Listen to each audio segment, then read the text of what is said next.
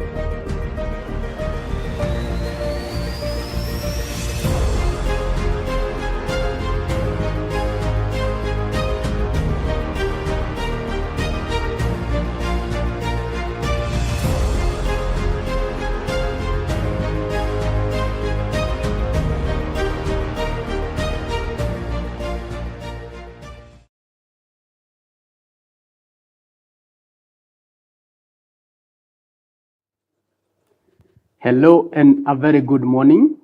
I hope you're well.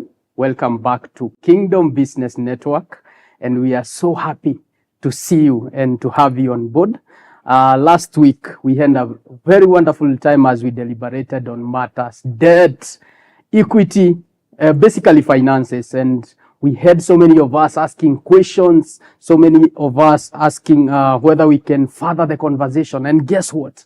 Our guest, Joseph Maina, CEO, Collectr Group of companies, accepted to come back so that we can continue to demystify the matters, debt, matters, equity, matters, recovery, and matters, ethical recovery for that matter. And today with me is my co-host, Sir Enock. Yes. How are you doing? I'm doing well. How was your week? Very interesting. I'm so happy to see you. Happy to see you too. Say hi to our viewers. All right. Thank you so much, Coach Lois. You're I am most very welcome. excited to be here on KBN this very, very morning. And the conversation we are having, like he alluded to, debt in the digital age, it's a challenge because thousands of people are living in debt. It's really dire. And the delusion is that desperate times call for desperate measures. So people are doing everything possible. They are trying to acquire money, funding from all ways that they could. And it's a challenge now for us, the young people, that in this age we need a lot of discernment. That is something that we cannot really miss a conversation on. And so I want to call upon every young person out there to tune into this discussion. We have an expert again who is coming in to share with us insights that can help us sharpen our discernment skills, because this is now the new due diligence that we need. So again, Coach, I'm excited to be here. Yes, I can't wait to dive in. Thank you. Wow, thank you so much, Sir Enock.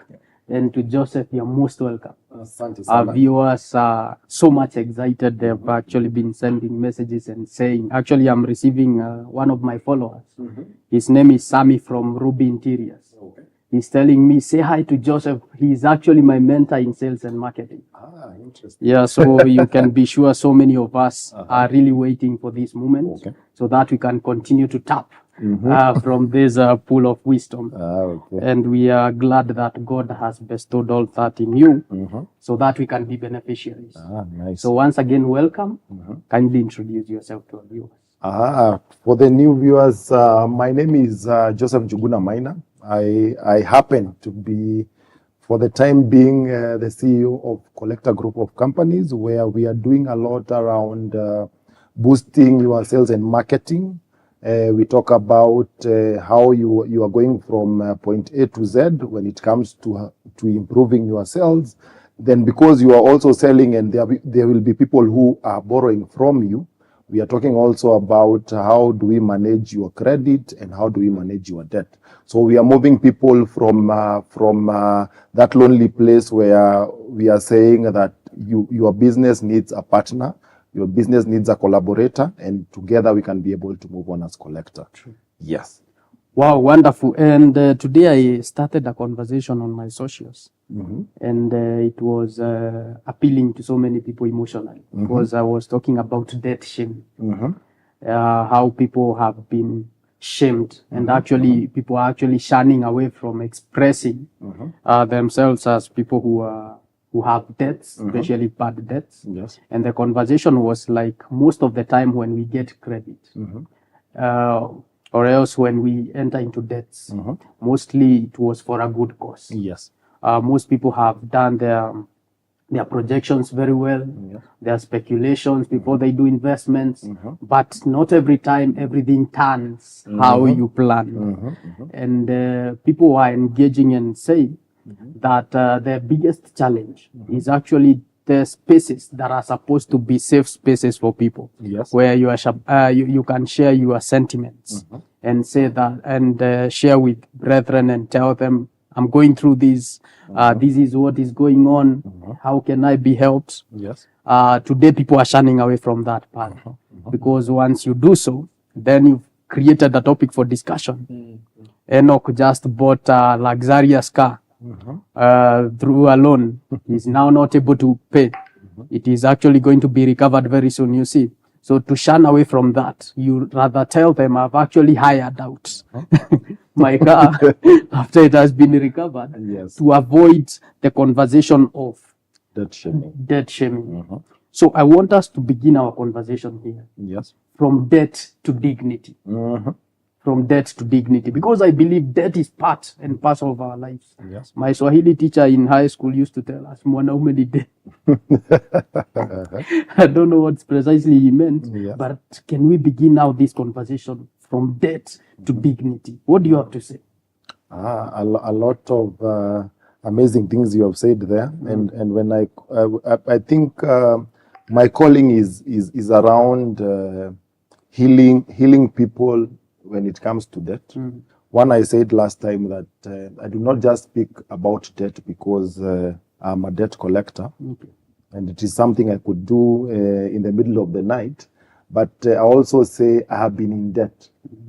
And the thing is, most of us don't want to tell our stories. True. And as you have said, you would rather Enock with his new car. His CLS, he would rather tell me that he has hired it out as an executive car hire to a Lewis. But we are saying the reason, and because Collectr has come a long while, and the reason is when we speak about debt, I happen to, when I started off, I always say that I was employed by a bank that collected a debt from my own mom. Okay. And I went for 17 interviews.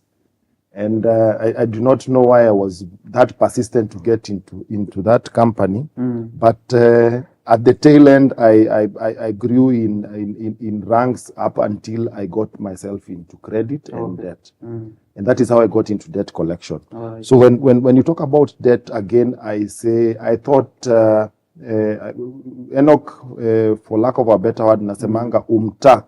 True. I thought umta, that is where I have been raised. You would go to a Lewis and tell them, pay up or we will finish you. It didn't work. So my first experience was a man that was around 79 years old. Nearly beat me to pulp because I was asking for a debt that was 7 years old. So he thought we had forgotten up until I was the guy who was sent to him. And you showed up. And I showed up. So I was beaten up, and that was a change in my life because now I learned what debt collection is. True. And what it is not. And when you talk about debt shaming, is me appearing and the children of this great man, or the grandchildren of this great man, and the grandchildren of his own children were there, and I'm asking for a 70,000 facility.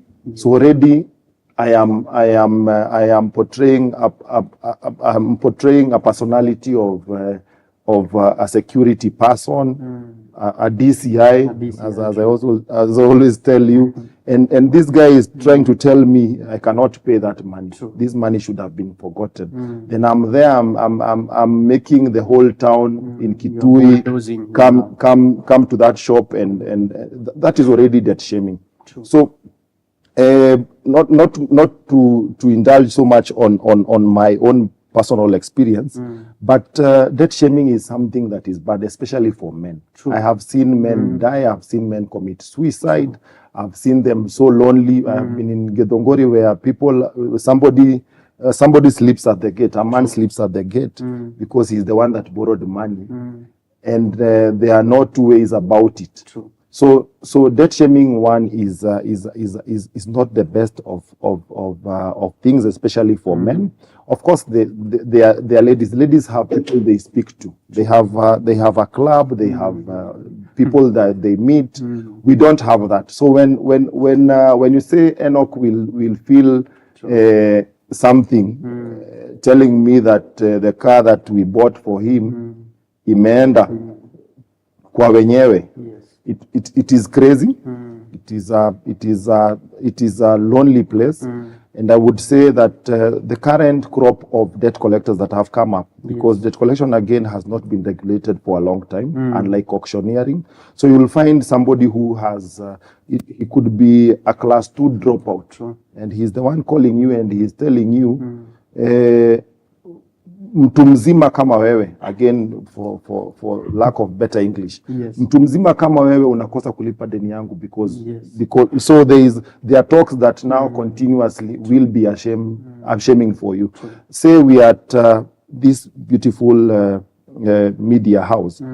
You find that Enock has a facility of 1,000 shillings from a certain lender. We won't name names. But from that lender, the lender calls even the bishop to tell him, you are the guarantor of Enock, which is not true. So we have found people who have access to your contacts, and you will find yourself in pain.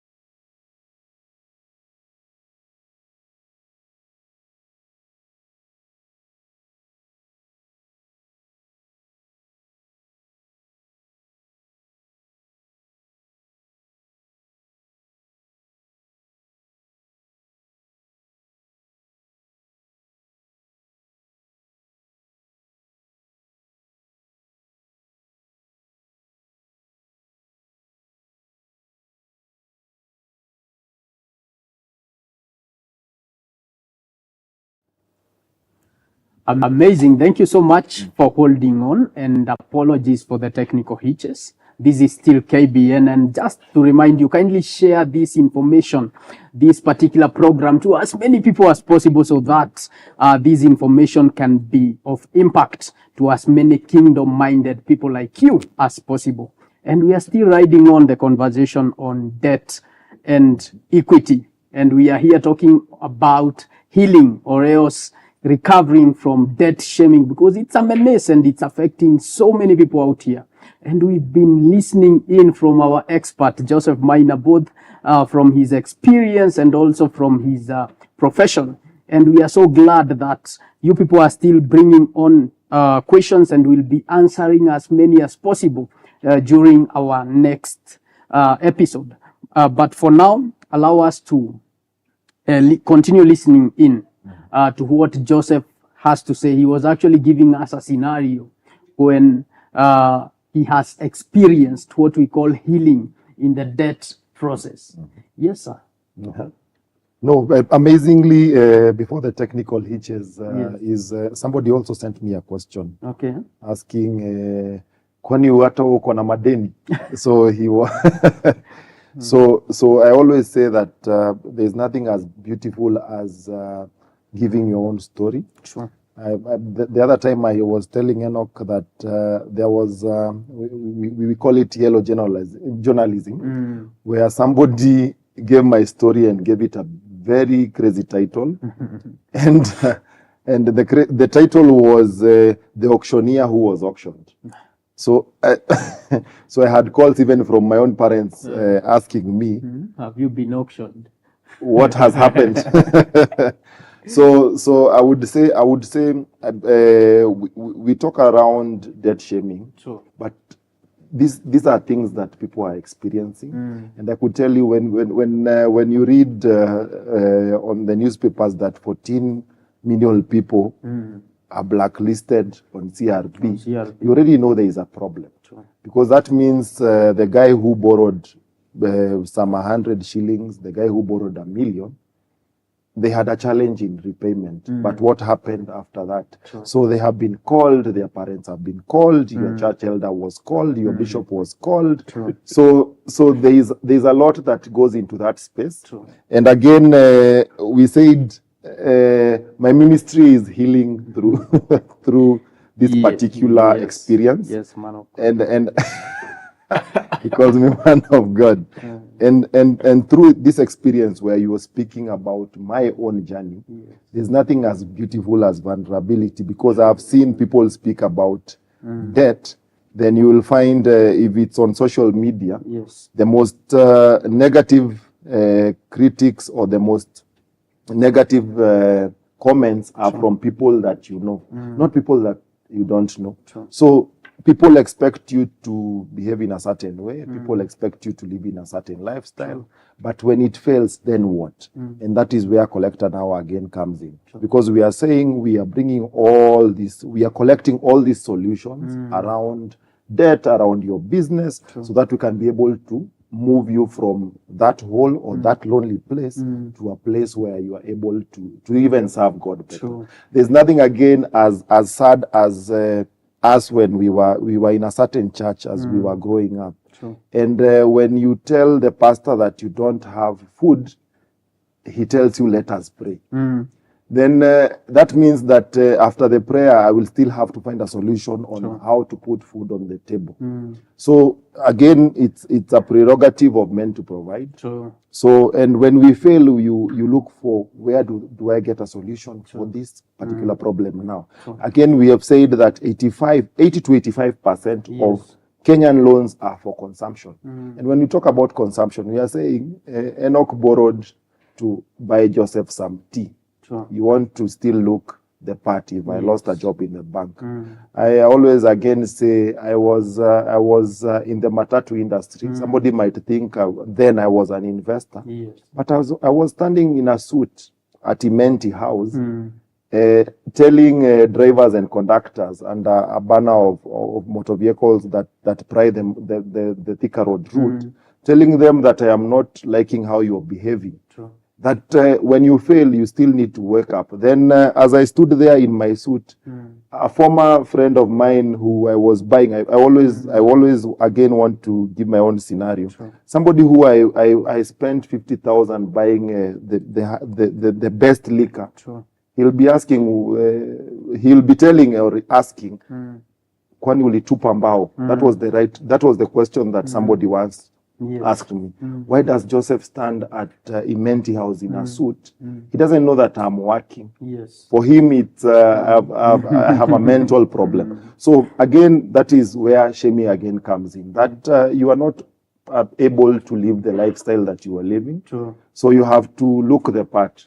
So I have moved from my luxurious home in Karen. I have to live in Kangemi for a few months, a few years, so that I'm able to come back strong. So again, your wife might leave you because you are failing. Again, that is shaming in many retrospective ways. Yes.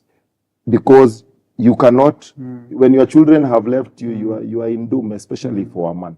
And actually on that matter, because Yes. I like it when you say many people fear being vulnerable. Yes. And that is the place now of debt healing. Because sometimes we also have very limited safe spaces. Yes. Those safe spaces are no longer found in church. They are no longer found in family. And people are wondering where to run to. And as you said, many debts in Kenya today Yes. are consumer debts. So those people are borrowing for purposes of funding their day-to-day activities, not necessarily investments. So can we, for just a few seconds, onboard the conversation on now equity? Because I believe how bad debts come in is because people take advantage of your situations. That is where financial institutions and individuals will take advantage of Joseph, because he's in this fix. Yes. You can get quick money with a lot of hidden elements in there. And then when it comes to repayment, it's taking a toll on you because it was also a consumer debt. So can we just introduce the conversation on integrity in equity, or in equity with integrity, so that during our next episode we can now go deeper in terms of how now do we get good equity. Yes. Good conversation you have brought up, and one of the things we need to speak about. One of the things that we need to speak about when we talk about integrity is how are you going into the marketplace also as a business? True. Because most of us, and I repeat this word, which I don't usually use when we come to marketing, is we have Cornish behaviors as Kenyans. That when I'm approaching Enock, I have seen Enock has money, but I'm looking at how can I get his money and not pay back. Sure. So most of us, we appear even to our friends as Cornish at the end of the day. True. Again, the people who are lending, there is Enock who has money. Yes. Again, he is looking at me as you are vulnerable. How can I take up this business and I would say finish you up, for lack of a better word. So integrity comes in for not just believers, but for everybody. That even we said we are moving from just looking at a business in terms of money and the profitability aspect, but impact. True. Not just again for the kingdom, but also for any business. Yes. That rightfully you will find on social media people saying the capital city of Africa is Kenya. Is Kenya. You would think it's Kenya because of good things, but they already know that even if I'm coming from a fraud background, Kenya is the teacher, or Kenya is the professor. So everybody comes in with an ish mindset, even when they are coming to invest in your business. So when we talk about integrity again, is when you're providing, let's say, a pitch. Are you honest? Are you telling me the truth when you are telling me that I'm making $1 million every month?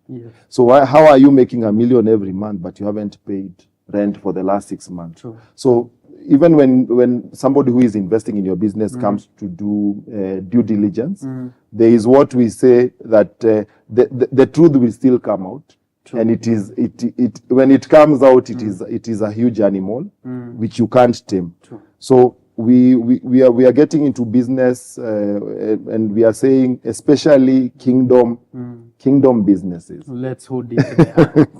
Kingdom businesses. Yes. And I'm actually loving the conversation because now we've transited from debts and recovery because we have to think of how we get and we evolve from that particular point. But we have also to talk deliberately about how do we get equity with integrity.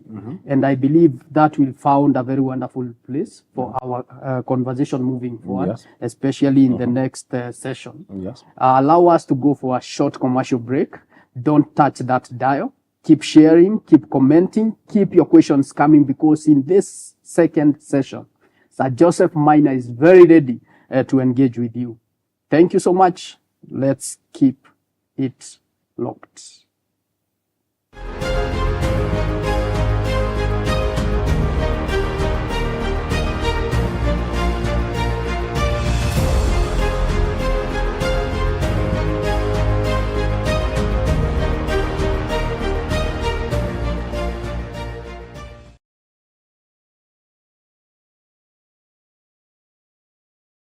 Faith Today TV is here to make your brand outstanding. Worry not on where to advertise your business or your product. Call us on 0114 777 000 or email us on info@faithtodaytv.co.ke.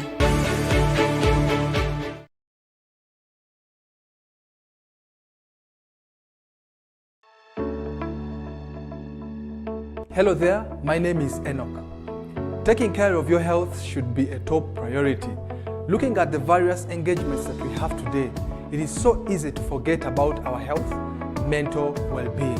That is why we introduce to you the Healthy You Talk Show, a brand new show that is going to address matters concerning your health, nutrition, stress management, mental health, name it. We bring to you a wide range of experts who are going to be touching pertinent issues concerning our health. Tune in every Tuesday at 10 a.m. live on Faith Today TV.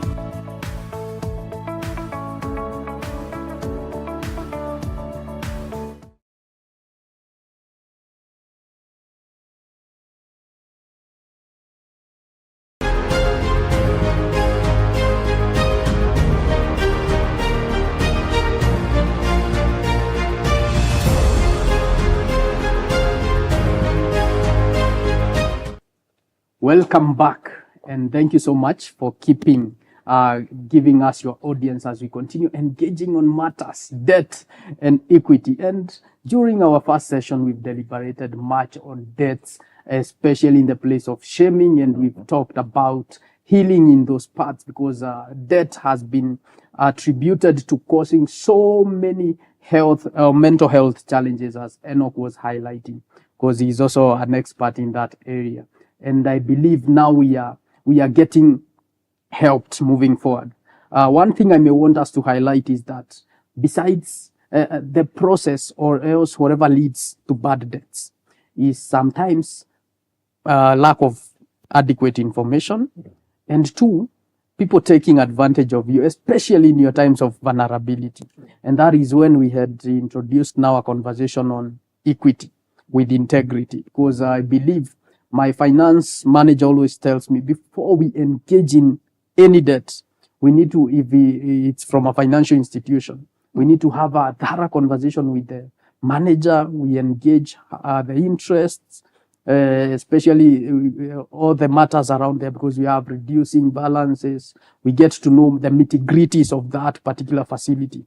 And I want to believe even at Collectr Group, there is a way. If I come to you and I'm intending to get this particular equity from an investor or from whatever organization, you can help me understand and engage into an amicable agreement.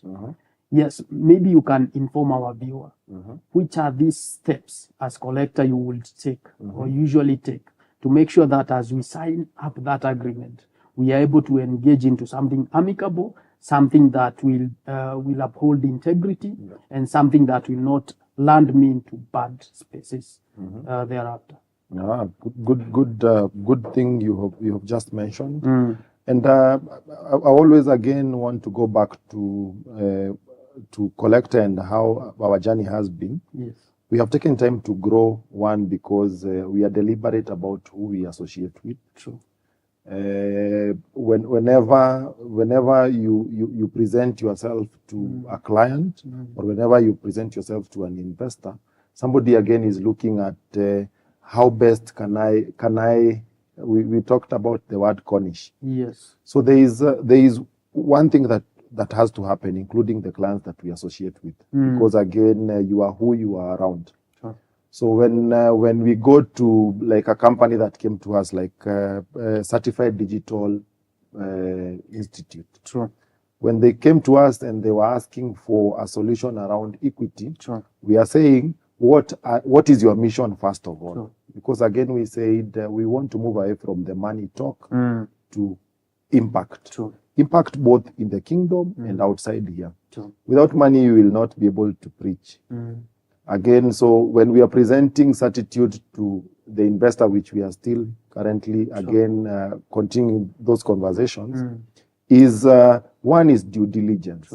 I always want to know who Enock is beyond Enock, who is seated here. True. So for the client, we want due diligence. Tell us, come at your vulnerable point and tell us, this is me. Yes. I want to move from point A to Z. Yes. I'm looking at equity, or I'm already in debt, and I want to move out from debt and be able to have a partner on board. Then we are able to move to the next step. Sure. So number one for us is due diligence. We want to understand who the owners of this business are, Yes. and what business are you in. True. Is it legal or illegal? Then in this era where we are saying people are washing money, I want to understand why is Certitude Digital Training Institute making more money than the NIBS that is at Kimbo, Yes. that has been there, that has been in existence consistently for the last 10 years. True. So I would want to know, why are you doing more, or what is this package, or what is this around the MD for Certitude that is happening? As much as we pray and we say so many things, we are in the same business space. So I want to understand why is Certitude making so much money in this space where NIBS has been, and they have not been able to scale something around that. So number one is due diligence. Number two is your financials. I always say again, my background is finance. Never practiced. I tried it, it never worked. But from my space in the credit space is to ask you the right questions. We talked about the 5 C's of even the credit, and these are the 5 C's that you need to look at even in our own lives. That what is the character of this person? Do they have the capacity? True. If there are people that when you give them money, I used to be excited about money because I come from a background where there was lack.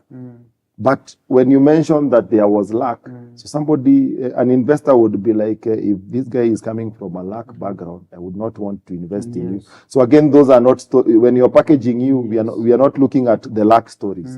There is a saying that says, if you come from a poor background, a poor background should not come from you. True. So there are lessons, again, as a Christian, you are not going to bring them into the business space. You do not come and tell me that I started off as a very poor person. Actually, we usually say there is an age, you become the background. You are the background itself. So as we are looking, as we talk about process, there is due diligence. Is this person able? Do they have the capacity to manage that money? True. What is their experience before coming to us? Then lastly is if you are given money, do they have the capacity? And the capacity here we are talking about, does this company even have a board? Or are they selfish, like most of us are? Where we are saying, I want to have 100% of a 10,000 company. Yet I could, if I want to scale up, I would have just 10% of a billion company. So most of us are selfish. So with that knowledge already, the process is end to end for me. So there is due diligence. Is this person excited about money? Do they have the capacity if somebody was to come on board? Because most of us are a disappointment when somebody comes on board. That is when we learn that Lewis, who had no love for good women, for lack of a better word, already Lewis, the other side of Lewis now comes out. Where if they have money, it is poverty that has made him be humble. But the moment money comes in, it becomes something else. So it goes back again to integrity. If somebody was to give Enock money, what would happen? I have seen myself with money, I've seen myself without money. I've seen myself with money again. So what are the challenges around this person when they have money?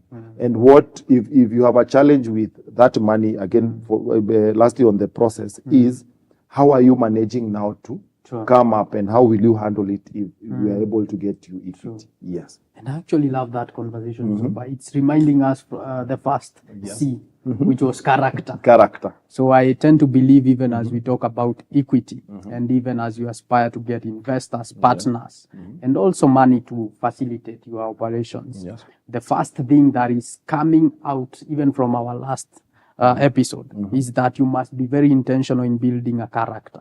A character that is upholding integrity first. Before you check integrity in other institutions, we start with the integrity at your personal level. And I think that is profound too. So I think, Enock, maybe you can as well tell us what you think about the same, especially in the place of character, because I see you try as much to fulfill the word of God that safeguard a good name is worth more than rubies. And I see you very much careful in terms of building your own reputation. What do you have to say? And I like it when you talk about reputation, more so in the Christian spaces. That is a conversation we cannot really jump or skip. It's very, very timely. And to tie into what our expert is saying, Joseph, I get to learn that there are so many opportunities out there. So investors are willing to invest. But now the challenge, I'm now sitting in a seat of a young person out there who is having a challenge with now understanding who is a rightful investor. When I'm not just looking at the deep pockets, but I'm trying to, in a way, maybe vet. You call it due diligence. But what are those parameters that someone should look out for? Because investors are there and also people are desperate. So what is that process? You're talking about the digging deep into an individual, and when you talk about reputation, reputation is the capital we are looking at for the kingdom, because there is whenever you are moving around and somebody says Lewis, and already he has something exciting around him. There are people that when you are associated to them already, you know you are in trouble, because he will ask, I saw a photo of you with, then you're already in trouble. So again, we must mind who again we associate with. We must mind how we even do business, because somebody will tell me, you have failed in business so many times. How many people, and with failure in business comes, you will hurt so many people, because there's somebody who gave you money, you don't have it. But you still have the suit you are wearing by the time you are borrowing that money. And you are still, you reminded me of something where we are saying, you are a debt, you owe somebody money, and instead of growing thin, you are growing fat. So you want, when you talk about reputation, is can somebody believe that when they give you money, it will come back? And at times you really fail, and that per se is not even the reputation bit.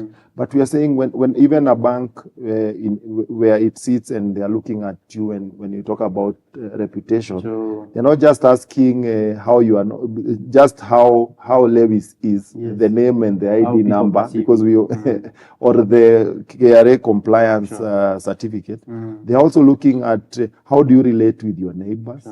If you are renting a house or leasing a property, they want to know how do you relate with your landlord.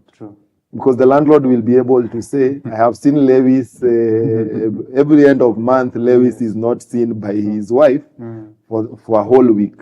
So already that is reputation. So when we are visiting where you live or Enock lives, they already have what they perceive Enock to be. And already these are reputation parameters. Most investors go so deep, and because we all want fast money, and I have not seen serious investors give people fast monies unless they are sharks. And I was a shark once, where I want to lend you, but I am eyeing that 75-inch TV. So because I know you will fail. I already know you have a problem when it comes to end month. So I want to ask for my money. So it's a bet. It's a bet. So I already know I will come pick up Enock's camera, because I already know that once I give him money, this is how he behaves. So again, reputation is how you the community sees you. And you might think people don't know you up until when you have a facility. And I have seen, there's a time I used to work for a very nice financial institution, nice per se, because people knew that if I appear in that pickup, there is somebody who has not paid money to the bank. So again, reputation. You will hear your neighbors say, you will assume Mama Skuma you borrow and she forgot, but she'll be the first to say she didn't even pay what she borrowed last week. Even yesterday night she bought meat from me. So you'll find somebody who is already in trouble, but we are living beyond our means, because we have what people know about us, but people really know you. And again, we talked about character, especially now for kingdom people. We are saying, what do people know about Lewis? Other than you being... Actually, speaking about that, I want you to also help us, because the young people are wondering. It's a challenge, because they have the ideas, and there are people who are willing to give the money. So because they are desperate, they are willing to go in with any investor. Can you help us in just maybe a few seconds align what are the values you should be looking out to this investor? This investor. Yes. Because I see you have very many. But now for us in church, how do we discern and know this is the right one to go with? Even before you even think of pitching, what is the process? Again, due diligence is just not for you as somebody who is looking for debt or equity. We are also saying, who do I want in my business? And I've seen there's this music group that needed equipment in a church I used to frequent here in Zimmerman, and part of the conditions, including the memorandums of understanding and the contracts, they had put a veto clause within the contract, where we are saying our mission is this. So we do not want somebody, they even have a criteria. They have a checklist where we are saying, I do not want an unbeliever as an equity owner in this company. I do not want somebody who does secular music. They had, specifically for them, they had that veto clause where they are saying, we do not want a producer who does secular. We do not need a Lewis who drives. So they had a checklist, and this checklist, you have to come up with a checklist where we are saying this is our mission as a Kingdom Business Network. We want to move from point A to Z, but as much as we want to move from point A to Z, we are not looking for quick money. We have a time period. So again, you have to look at why is this person giving me this amount now. Sure. I talked about Musingi Microfinance that I happened to own. You find yourself in a place where somebody has seen that you're making a lot of money, then they bring you a lot of money. Then we were crazy enough that we wanted that money also to even expand. But that money was poisonous for Musingi. And Musingi in English is foundation. So we are looking at building entrepreneurs to the next level. But the people that were coming in were sharks. So they were looking to make a lot of money now. And we failed miserably because our mission and their mission was totally different. So they needed their money immediately. They needed their money in a short term basis, and we failed miserably. And that is where you again said, where was mentioned in that amazing article, the auctioneer who was auctioned. Because we owe people a lot of money, but we have not impacted anybody. So we have only a few business successes. Actually, Kevin in Muthaiga is, I think his question is answered because he is asking, what should I watch out for when someone offers to invest in exchange for equity? Because we have two dimensions here. One who is offering and one who you've looked for. So now Kevin is specifically asking for one who is offering to invest in exchange for equity. So you need to understand again, why are you offering? As much as I'm looking, why is my business so exciting for you as an investor? So you have to understand, we said due diligence is twofold. You want to do your own due diligence for the investor you want to come in. Are they aligned to our mission as Collectr? Then again, do I need quick money now? Because I've also found very exciting investors. But the first 2-4 meetings, then you understand that this is not somebody that would sit in my board. He will sack everybody tomorrow morning. So you have to, as Kevin has asked, is due diligence is double-fold. Is this person, I want to understand where is he also getting his own money, so that at the tail end, you find a balance. Again, we are saying as Kingdom businesses, we are not just saying you will get equity from Kingdom investors. You will get investment from very many other sources. But again, you have to look at the balance. Are they for impact or are they for profit? Because actually, that reminds me of Dr. Esther Mushemi. I don't know whether you know her. Samchi. Yes. Amazing. She tells us that her greatest capital, she's actually a multi-millionaire. She says that her greatest capital is integrity. Yes. That is what has driven her business over years. And Anne, who is watching us on Facebook, is asking a very wonderful question here. Is it true that too much debt can make it hard to attract investors later?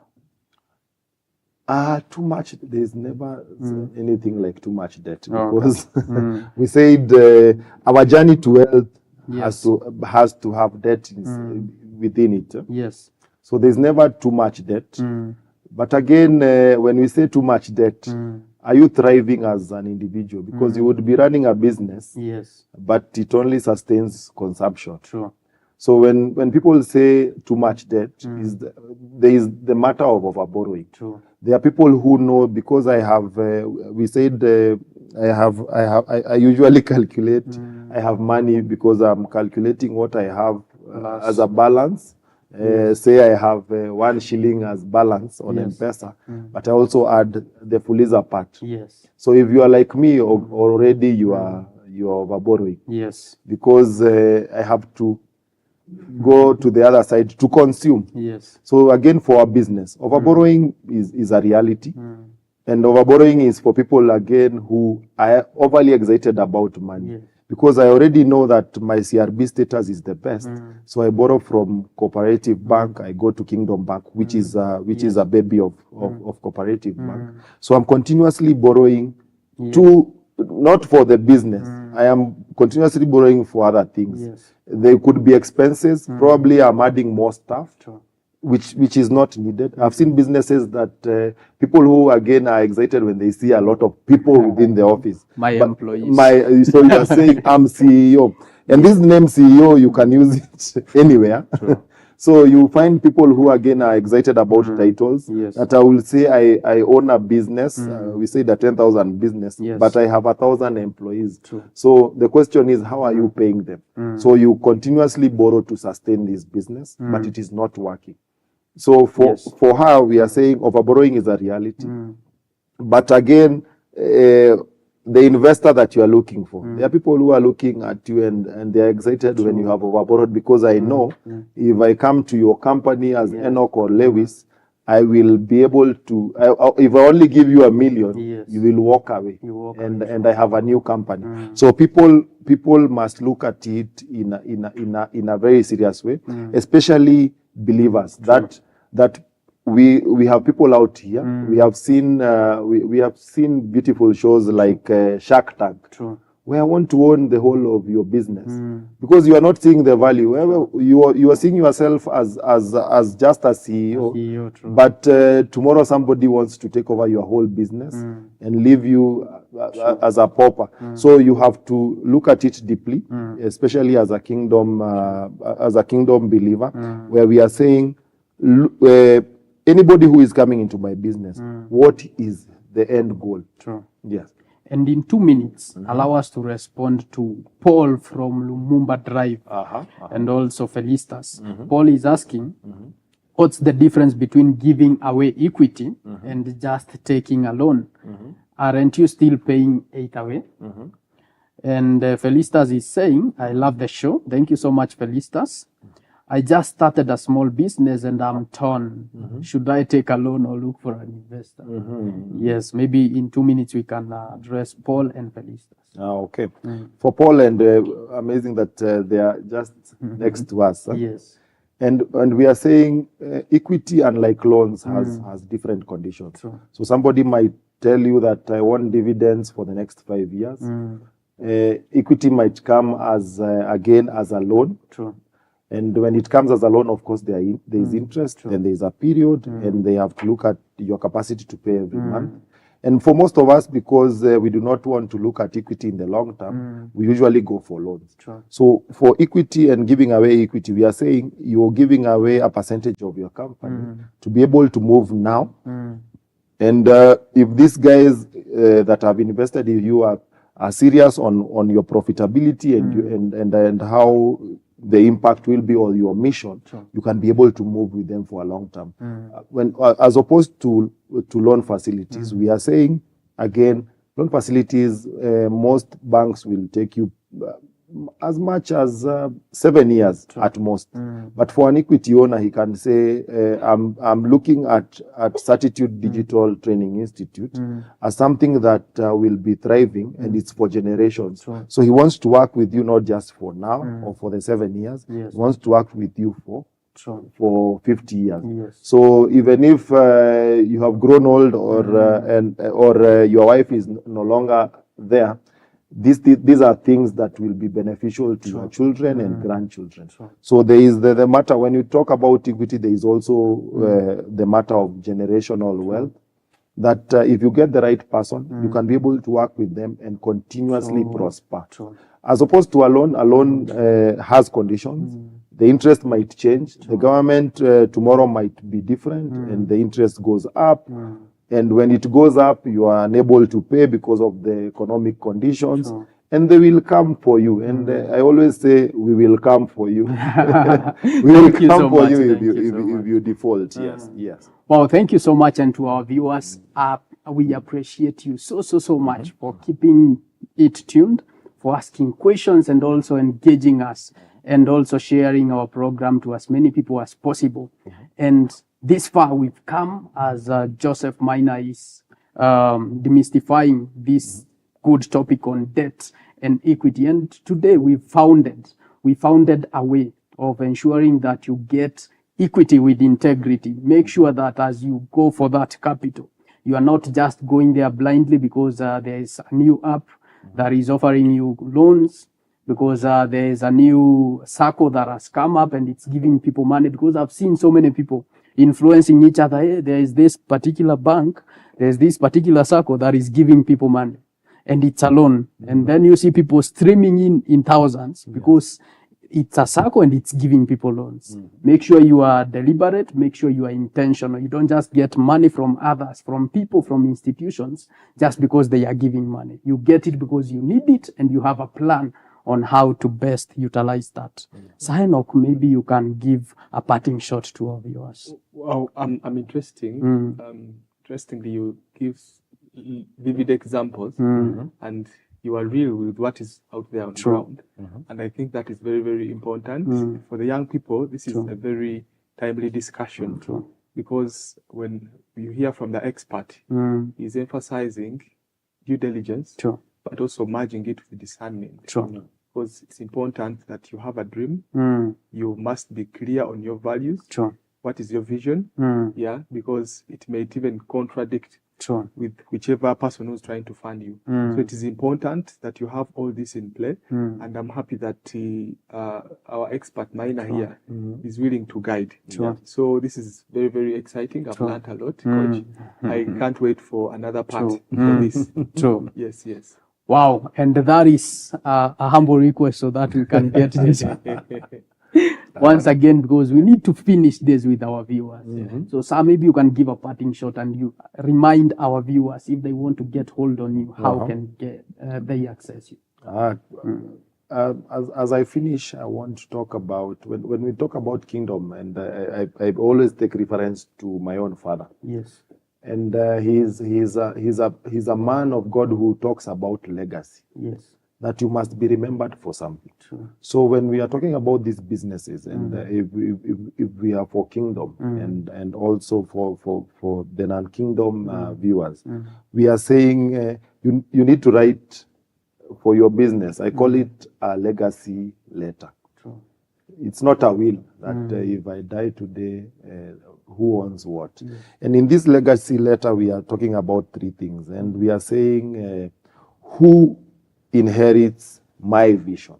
Because you can have a vision, but your son doesn't have the same vision. You talked about your own father. You are looking at him and you are wondering, why is he doing so much? Yet we need him more at home. So you need to have the who inherits your vision.